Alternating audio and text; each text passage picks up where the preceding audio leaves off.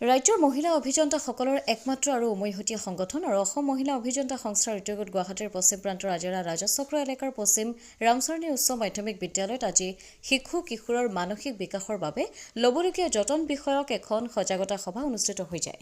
দিলীপ বৰুৱা স্মৃতি ন্যাস সমিতিৰ সৌজন্যত দিনৰ 11 বজাৰ পৰা অনুষ্ঠিত হোৱা সভাখনিত বিদ্যালয়ৰ ছাত্ৰ-ছাত্ৰী আৰু শিক্ষক-শিক্ষয়িত্ৰী উপস্থিত থাকে।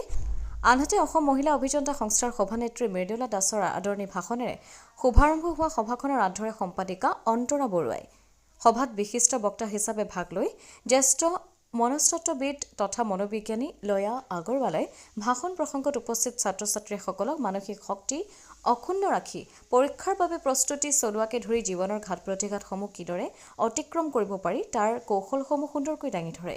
সভাত সংস্থাৰ কোষাধ্যক্ষ কৃষ্ণা শৰ্মা, সদস্য মঞ্জুলা শইকীয়া ভূঞা, নাফিজা হাজৰিকা বৰবৰা আৰু নমিতা শৰ্মা, বিদ্যালয়ৰ প্ৰধান শিক্ষক অশোক কলিতাই চমু ভাষণ প্ৰদান কৰে।